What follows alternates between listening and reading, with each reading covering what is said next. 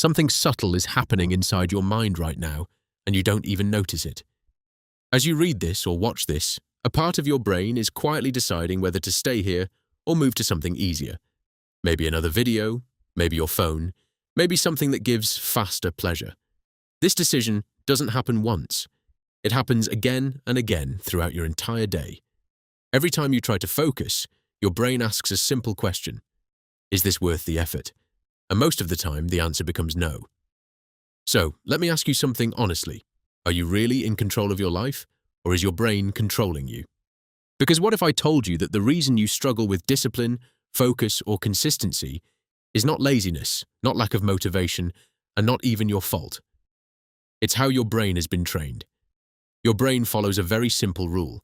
It always chooses the highest reward with the lowest effort. This rule once helped humans survive.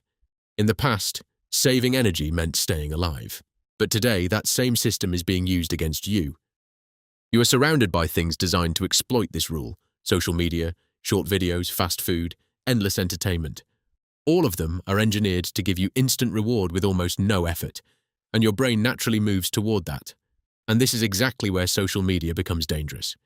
It's not just entertainment. It's carefully designed to capture and hold your attention by triggering dopamine in your brain. Every notification, like, or new piece of content acts as a reward. But the most powerful part is that these rewards are unpredictable. You never know what you'll see next, and that uncertainty works just like gambling, keeping you hooked for far longer than you intend. Over time, this repeated scrolling strengthens these habits and turns them into automatic behavior, making it harder to stop even when you want to. As a result, you lose track of time and spend far more time online than planned. And even worse, this constant overstimulation reduces your brain's sensitivity to normal rewards, making everyday activities like studying or working feel boring and less satisfying. And this is where the real problem begins. So, when you try to do something meaningful like studying, working, exercising, or building your future, your brain compares it to easier options and rejects it. Not because you are weak, but because it has been conditioned that way. This is where most people misunderstand the problem. They think they need more discipline or stronger willpower. But willpower alone is not enough, because you're not just fighting a habit, you're fighting your brain's reward system. And that system is incredibly powerful. To understand this, you need to understand dopamine. Most people think dopamine is about pleasure, but it's actually about desire. It increases when you expect something rewarding, not when you experience it. That's why scrolling is so addictive. Every swipe carries the possibility of something better, something more interesting, something more exciting. Your brain keeps chasing that possibility, and over time, it becomes hooked. Then something even more important happens. Your brain starts adapting. When you constantly consume high levels of stimulation, your brain reduces its sensitivity. Imagine a college student in California who starts every morning by grabbing his phone and opening TikTok. One swipe shows something average, the next is slightly interesting, and then suddenly there's a really engaging video that grabs his attention. That tiny anticipation. Maybe the next one will be even better. Keeps him hooked. At first, it just feels like harmless entertainment, but over time his brain gets used to constant, fast-paced rewards. A few months later, when he tries to sit down to study, his textbook feels unbearably boring, and even normal videos can't hold his focus. Not because he's lazy, but because his brain now expects high stimulation all the time. So, he checks his phone just for a second, then keeps swiping, and before he knows it, hours are gone. Eventually, his brain starts redefining what interesting means.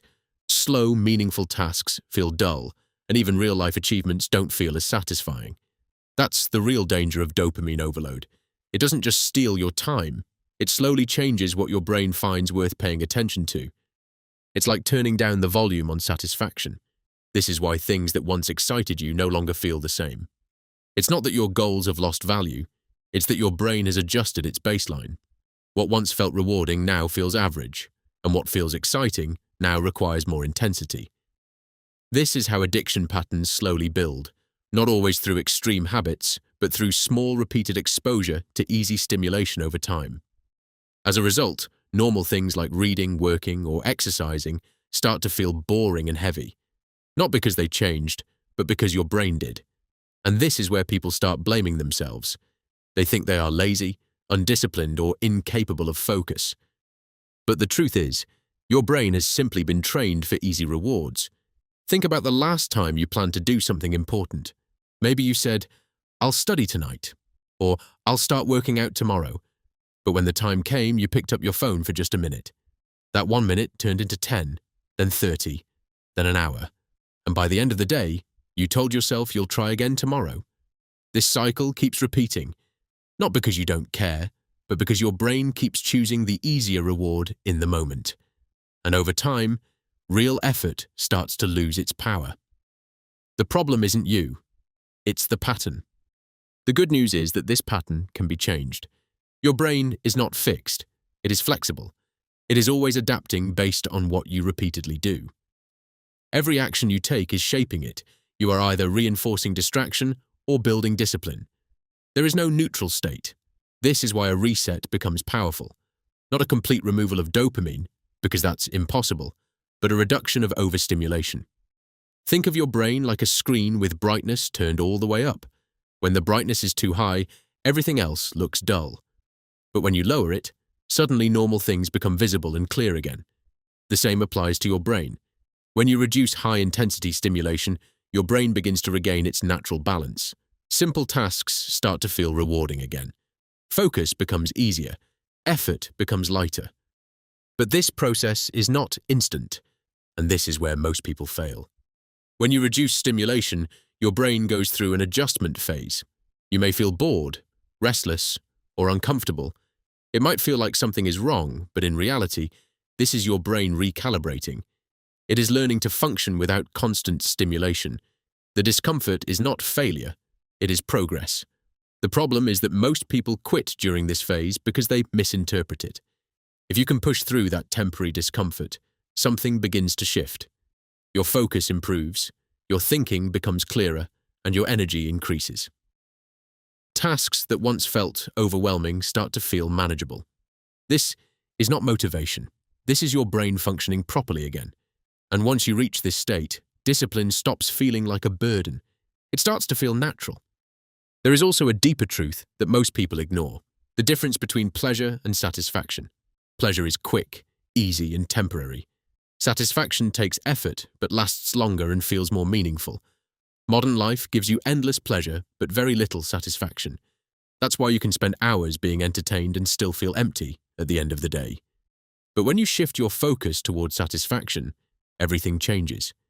You begin to value progress over instant reward, effort over comfort, and growth over distraction. Over time, your brain adapts to this new pattern. It starts working with you instead of against you. Discipline becomes easier, not because you forced it, but because your brain has learned to value it. However, this process requires awareness. Your brain will always prefer easier options. That is, its nature. So, you need to shape your environment in a way that supports your goals. Make distractions harder to reach and meaningful actions easier to start. Even small changes in your surroundings can create powerful results. Your environment has a stronger influence than you think. If you are constantly surrounded by distraction, you will naturally drift toward it. If you are surrounded by focus, you will move in that direction. This is why being intentional about what you expose yourself to matters so much. It is not about making life harder, it is about making the right choices easier. Many people believe discipline is painful and distraction is easy. But that's an illusion. Distraction may feel easy in the moment, but it drains your energy, your time, and your potential. Discipline may feel difficult at first, but it builds strength, clarity, and fulfillment. So, the real question is not which one is easier, but which one leads to a better life. This is about control, not forcing yourself, but training your mind. Imagine waking up with clarity, starting your day with purpose, and ending it with a sense of satisfaction. Not perfection, but alignment. Your actions matching your goals, your habits, shaping your future. That version of you already exists. It is not something you have to become. It is something you return to when you remove the noise. So, take a simple step. For the next 7 days, choose one major source of easy stimulation and reduce it. Just observe what happens. Notice the discomfort. Notice when it begins to fade. And notice what starts to replace it. Pay attention to how your relationship with effort changes. Because once you experience that shift, everything becomes clear. You will realize that you were never meant to live in constant distraction. You were meant to grow, to improve, and to build something meaningful. And it all begins with one decision: to step away, to reset your mind, and to trust the process. Your brain is ready. The only question that remains is, are you?